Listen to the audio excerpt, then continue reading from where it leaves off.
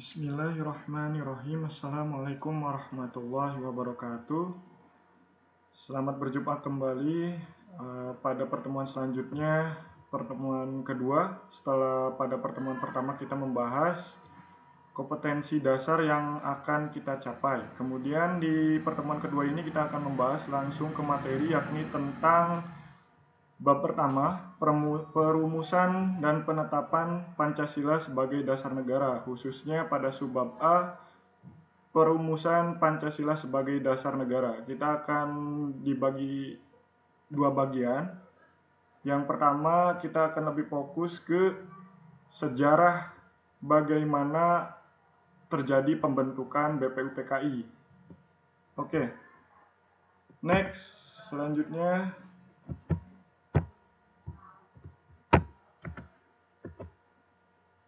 sebelum kita memulai, alangkah baiknya kita membaca basmalah terlebih dahulu. Bismillahirrahmanirrahim. Kemudian sebentar kita menyanyikan lagu wajib nasional.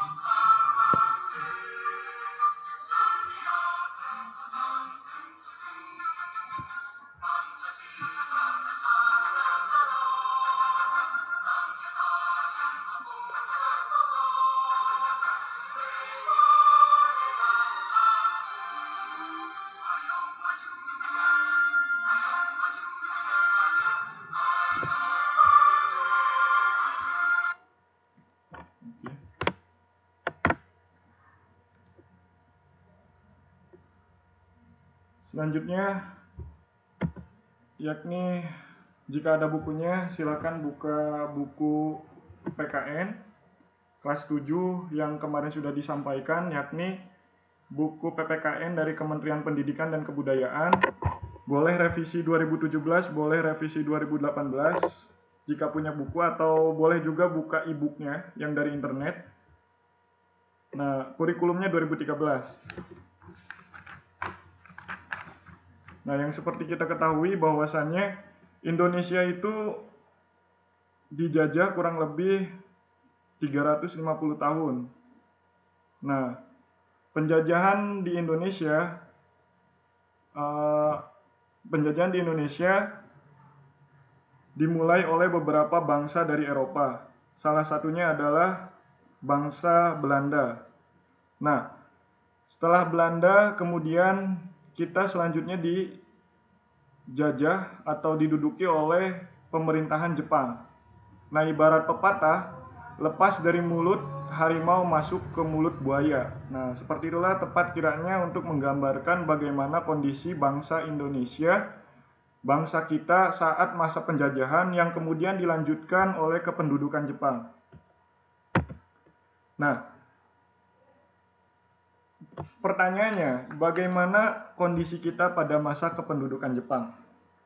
Nah, pertama, pelaksanaan kerja paksa. Pelaksanaan kerja paksa ini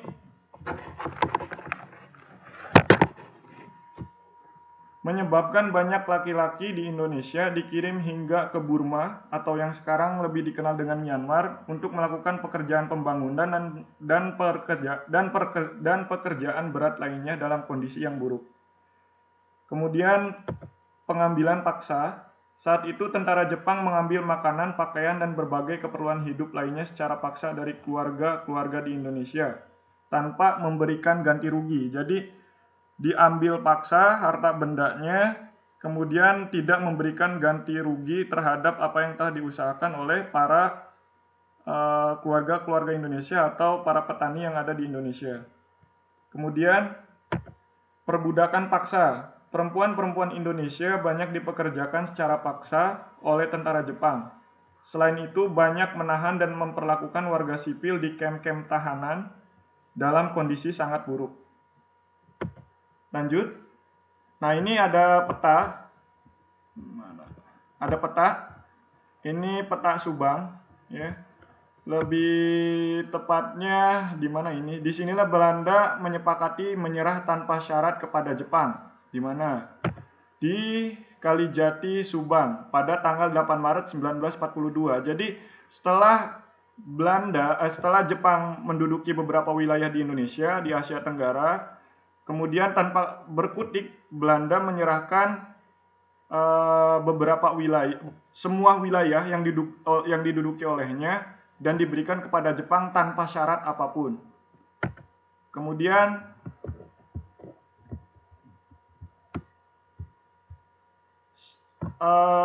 setelah Jepang menduduki beberapa wilayah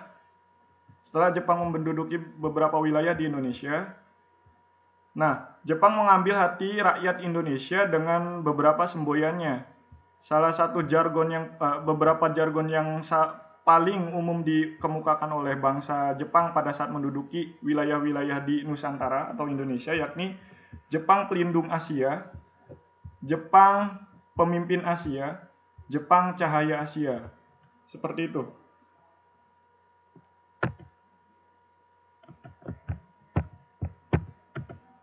Nah, namun kemenangan Jepang tidak bertahan lama. Kenapa? Karena pada selanjutnya Jepang diserang oleh pihak sekutu. Pihak sekutu itu siapa saja? Ada Inggris, Amerika Serikat, dan Belanda. Nah, Jepang ini masuk ke pihak fasis, ya, golongan fasis bersama dengan Italia dan Jerman, ya.